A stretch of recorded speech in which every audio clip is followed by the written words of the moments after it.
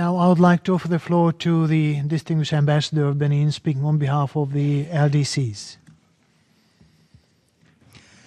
Monsieur le coprésident, je voudrais avant tout propos vous remercier et vous renouveler mes meilleurs vœux pour la nouvelle année et vous assurer de la pleine coopération de la délégation ministérielle du Bénin qui participe à cette session du groupe de travail ouvert chargé de définir les objectifs de développement durable.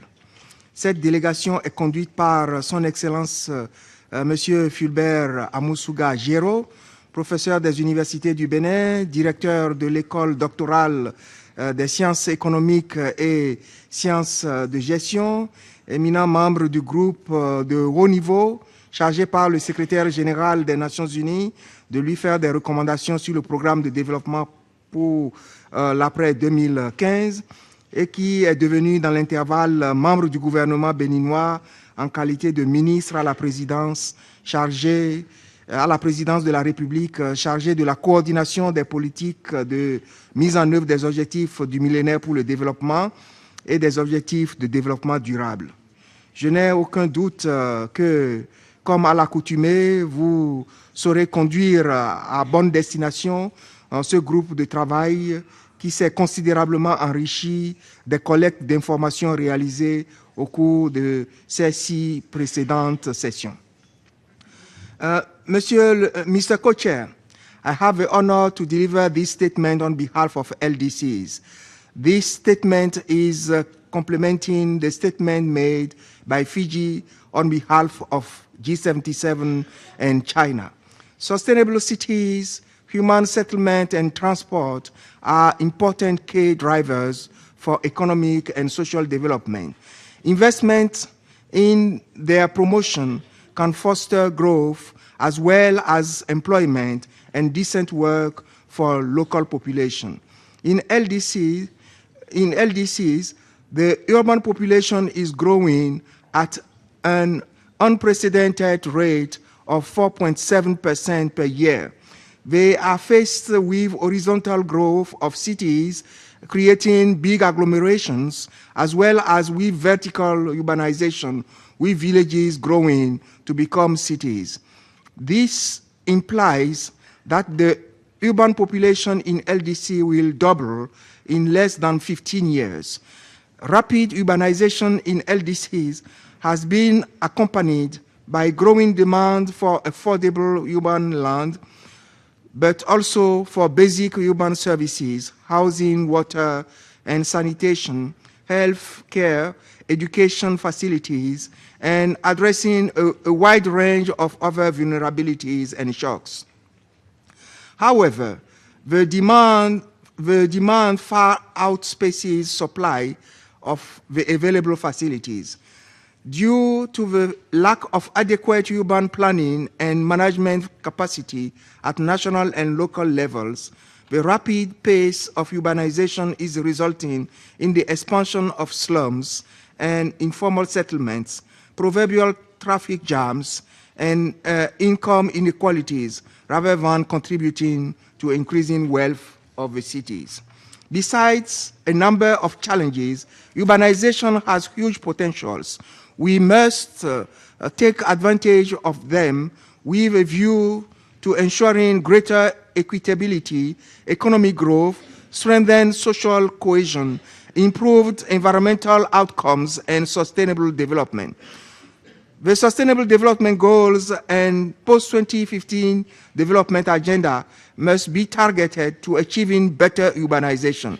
Well-planned and smartly designed cities and rural settlements have the potential to improve the lives of half of the population of the planet today and 80% by 2030 at a relatively lower rate of resource use.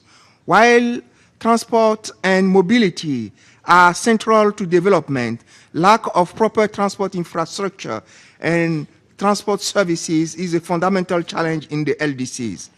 The prospects for economic development in LDCs are greatly constrained by high transport costs, making them less competitive in the international trading system.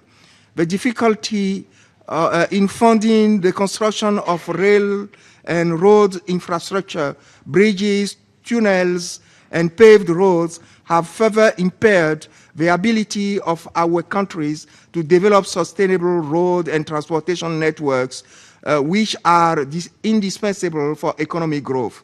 The situation of inadequate transport infrastructure and lack of access to affordable transport services have perpetuated poverty and thus pose an obstacle to our progress toward the achievement of the Millennium Development Goals.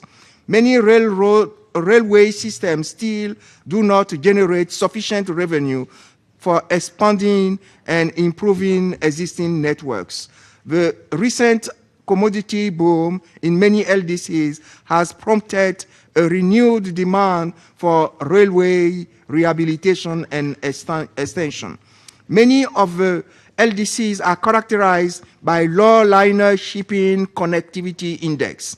Maritime infrastructure and services continue to be limited by serious constraints as regards the development needs of LDCs. The demise of many national and regional airlines during the past decade has limited the access to air transport in the LDCs.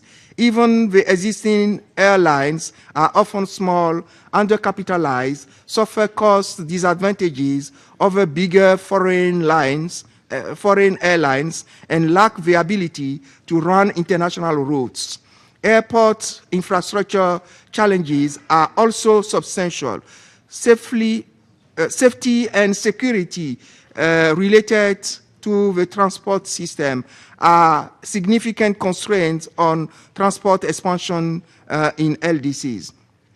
We would like to suggest the following measures to address the challenges of LDCs in the area of sustainable cities, human settlement, and sustainable transport.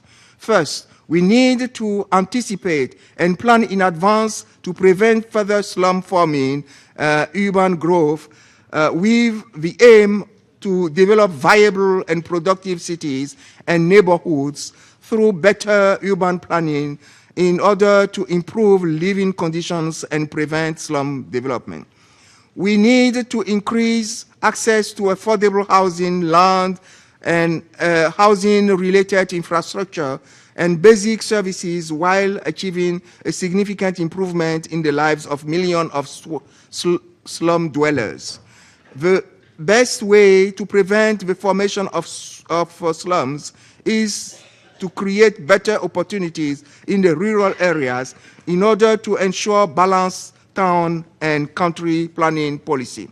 Second, appropriate mechanisms should be made available at all levels of capacity building and to ensure direct access and scale-up financial support for implementation of urban adaptation, including the development of resilient food safety nets and other social services. Third, we need to improve the physical environment and to maximize the benefit of economies of scale through better planning, developing a supportive regulatory framework to support individual and private stakeholders' initiative and ensure equitable development.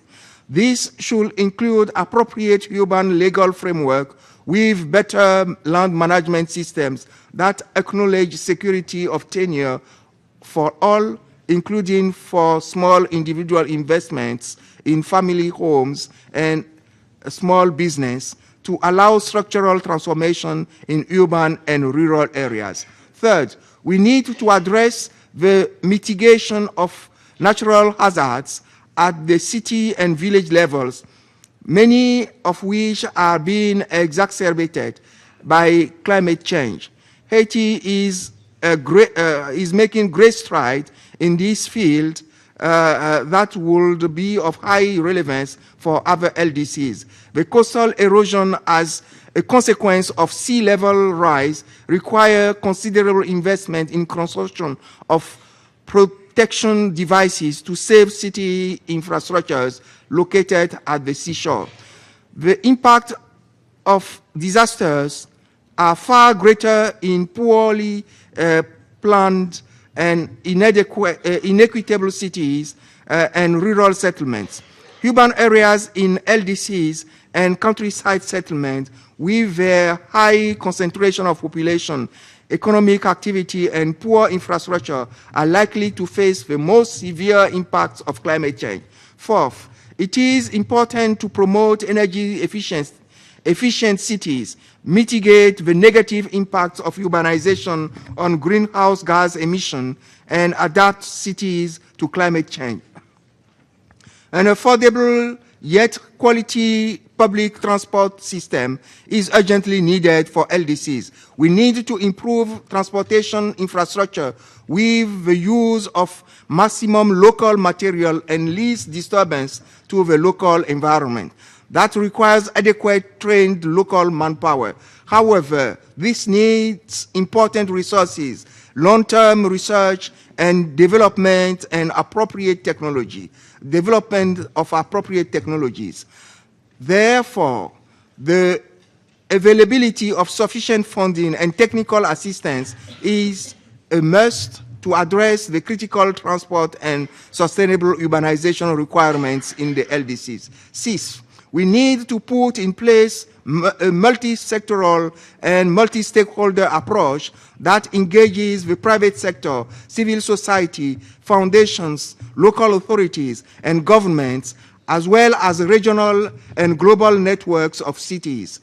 LDCs need significant amount of financial and technical support and technology transfer, both from development partners and from the Global South, in the framework of South-South and triangular cooperation to improve access to land, housing, basic services, and capacity of national and local governments and institutions for low-cost building and other utility services. Finally, we will support that the open working group might consider constructing a dedicated goal on sustainable cities and transport, incorporating the priority areas outlined above. I thank you for your kind attention. Thank you. I thank the distinguished Ambassador of Benin for his statements, including the very precise suggestions, which will be very closely regarded.